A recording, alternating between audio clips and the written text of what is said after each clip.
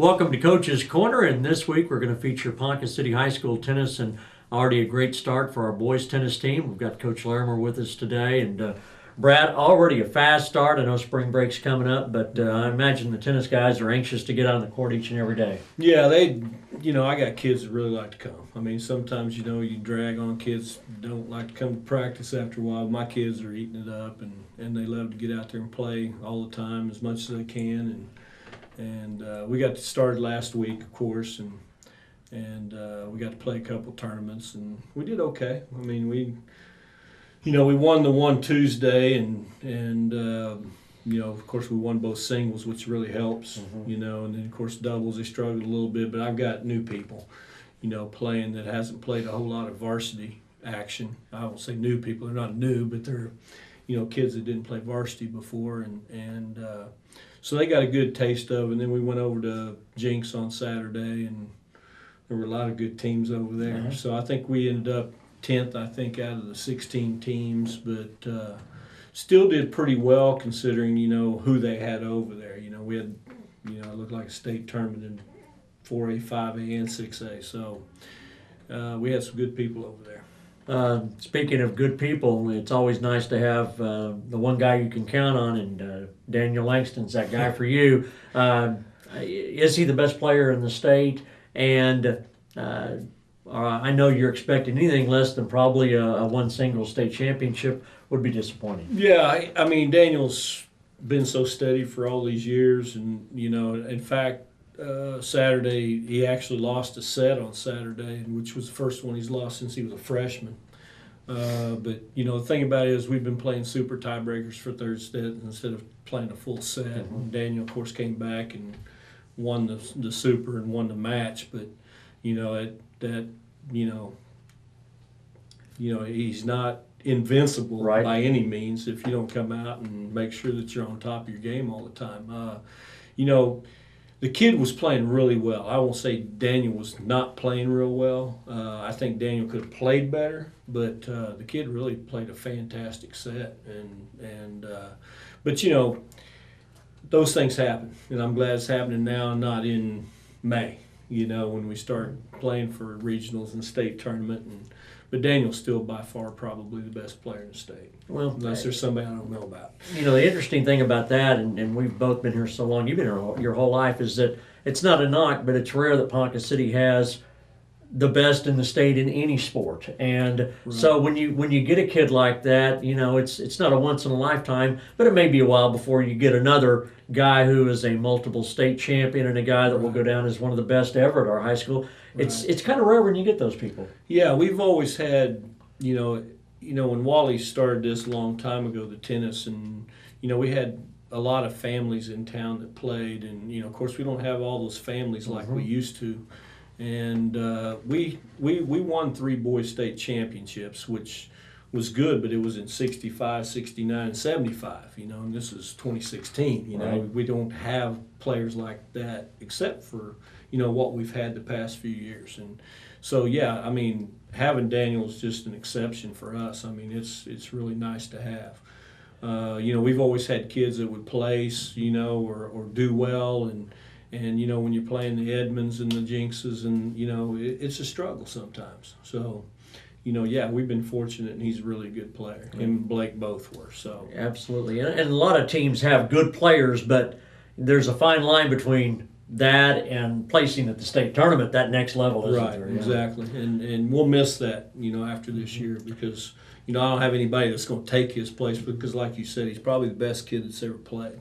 When my dad says that, he's been around since 1961, that's saying something. That's the encyclopedia right there. Right, so. Exactly. Now, Spears, your number 2 guy, is a pretty good player too, right? Spires. Josh. Spires. And, he's played doubles his whole career, and now as a senior, I went ahead and bumped him up to 2 singles, and I don't say bump up because 1 doubles is tough too, but he won the Westmore tournament, and then he placed, I believe, 8th over there at Jinx, and really played well. I thought Josh did a really good job, and I would expect him to place at the state tournament.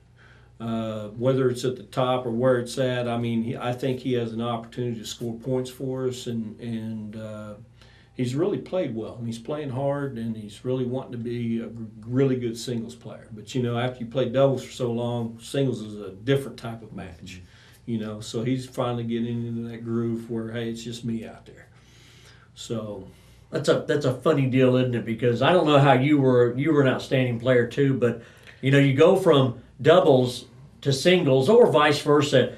You can't imagine, unless you play tennis, how big of an adjustment it is. Well, me personally, I wasn't a very good singles player. So, I was quick, shifty, didn't have a great backhand, and I could serve and I could hit a forehand and I could volley well, So, I get out there, there's kids that could beat me in singles, but they want me on their doubles team, So, with the rare exception of, some of the really great players that can do both, I always tell my kids, we'll fix a singles lineup, and then the doubles is up to me, because I may have a kid that may be ranked 8th on my singles list, but he's best doubles kid I got.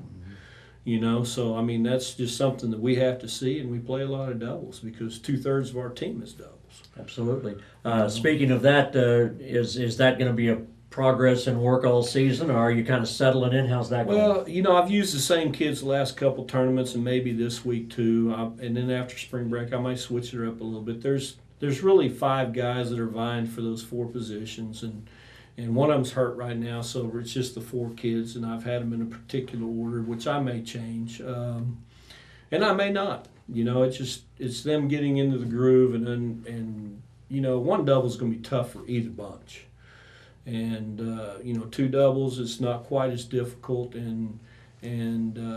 but like I say, none of them have really played a whole lot of varsity action, so they're starting to understand the quality of tennis that's played in those.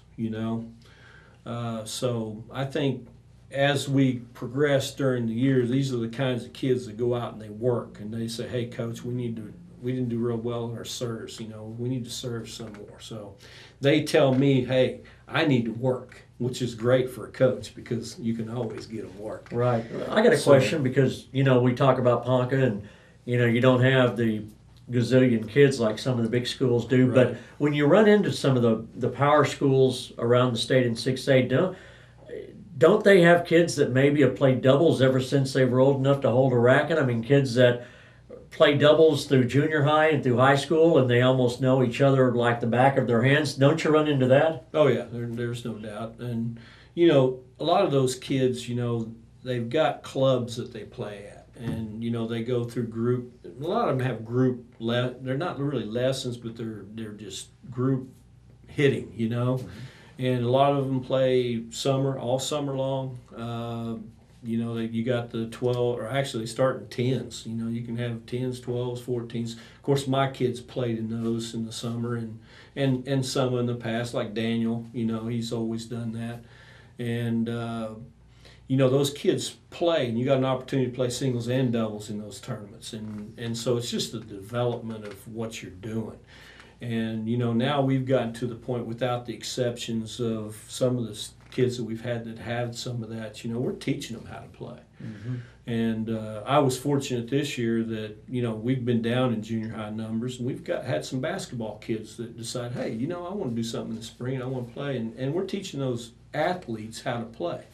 And it just takes a little bit of time. And I had 3 freshman basketball kids come out this year.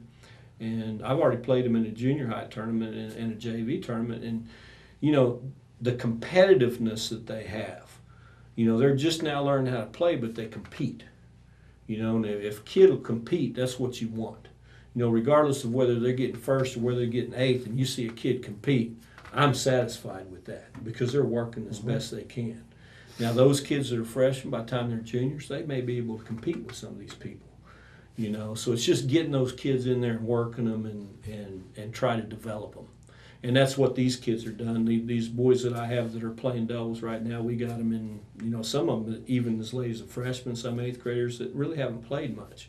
And now they're getting to where they can play, and they can actually compete a little bit. So, we'll just keep developing. One of the great things for a coach is watching a player of his signed to play college tennis, Daniel Langston. I believe it's Right. Southern Illinois, Carbondale. No, actually, he signed with Southern Illinois of Edwardsville, and then just the other day they ended up dropping their program. Wow. But see, the thing about it is that just shows you that you don't have the money, something's going to get cut, Right. because this is a team that when they were Division II or what, I mean they've got championships. Right. I mean, it's not like it's the non-championship sports that they're just dropping. It's a big school that Yeah. had great tennis programs. And so, well, he's not going to have trouble. No, in fact, I'm not so sure that he's not even getting better offers than he had the first time. Wonderful. I'm not sure who he'll sign with, but I mean, there's been some talk about Valparaiso, UNC Charlotte. I mean, New Mexico State. Right. I mean, there's been conversations about that, with his dad and stuff like that. So it's not like he's not going to go. Well, that was shocking, though. How does he project? Does he project as a singles player in college, or will they take a look at him like you do? They play differently in college, because in college you have 3 doubles matches that they play an 8-game pro set, and whoever wins 2 out of the 3 matches gets the doubles point. So, and then they go to 7. So they set up their 6 singles matches, and your doubles counts that extra point. So just in case there's a 3-3 tie, your doubles is the 4th one to make 4-3. So, and sorry guys, that's probably Larry. Maybe it's somebody offering a scholarship. Sorry about that. That'd be nice. But so what they do is they just start playing, and as they finish up, they've got a score. So, if you win 3 singles matches and you already won the doubles point, match is over, 4-0. You don't even have to finish the other matches. Okay. So that's how colleges work. So the emphasis is more on the singles. Exactly. Yeah, So, absolutely. and then they'll have, after all that, they'll have championships of singles and doubles. But the emphasis is kind of like the pros that are on the singles matches. So, but that's the way we do it in Oklahoma. We play our 2 singles matches and our 2 doubles. So 4 out of our 6 are playing doubles. Absolutely. So one more thing before we let you go. This has been a great time for the coach and his family, Coach Larimer. The State High School Association has a Hall of Fame that your dad was one of the first people to be inducted into, and anybody that knows Big Daddy knows it's so deserving, and I'm sure that it was a very, very heartfelt ceremony when he got that honor. it was really nice. It was for us it was great. Wally Smith was one that actually really got our tennis program on the ground, and when he was coaching, my dad was actually in junior high. And Coach Wally was Dad's coach in junior high, and then when Dad came back from college, of course he's the one that did the junior high with Wally when Wally had moved out to the high school. And actually Wally and Dad were both inducted at the same time. And there was 10 people in the state of Oklahoma that got inducted, and 2 out of the 10 were from Ponca City, which was really neat. And of course I got to talk with some of Wally's family when they came, and it's just like Dad said, he was almost like a second father to my dad. Of course my grandfather was an awesome guy. My grandparents were really neat, and my dad had the opportunities he did because of them. And then Wally's the one that helped him get his scholarship down to East Texas State and play down there, and then of course he just continued on the tradition that what Wally started, and now we've kind of dwindled down a little bit in what we do, and back then we didn't have soccer and some other things, that we had to worry about splitting up athletes. So we're not quite as have all those families that we've had before, but Dad, he was just super guy and super coach, and if there's anybody more deserving, I don't know who it would be. So it was really a neat thing, and he's worked all his life in education and for kids, especially for Ponca City, because it's the only place he's ever been. So yes, it's pretty awesome. Well, that Big Dad's pretty humble, but his big old grin just lit up when he talks about it, because he's devoted his entire life. And you said what Wally means to you. I'm sure there's thousands of kids out there that your father, Steve Larimer, that's what he means to them. And that's exactly right. I mean, Dad took over the program in the high school when, of course, Wally gave up the guys to just do the girls, and it's about time Mikey's bunch, Right. goes through, and he did it for 27 years after being in the junior high for who knows that. He coaches 44 years, and the thing that's really neat is how well respected he is in the tennis community. You go down, everybody knows who Big Daddy is. I mean, all you have to do is say who it is, and even the new coaches, they already know who Big Daddy is. And that's just, kind of neat feeling. And you're not talking about this community. You're No, talking I'm about talking the whole community, tennis the state, community in the yes. state of Oklahoma and Right. the coaches. I mean, it's not like, Mike coaches too over at Claremore, Right. and it's not real hard for people to know who we are because of our father, Uh-huh. because he was such an influential person in the tennis world in the state of Oklahoma. Man, we all could only hope that we would have that much influence over young people. And hopefully I've done as well as what my father has about influencing kids. So, I just hope that that's happening. Right. Good to see you, my friend. It's good Brad to see Larimer, you too, bud. boys tennis coach, and tennis underway here in the spring of 2016. Our special guest in Coach's Corner.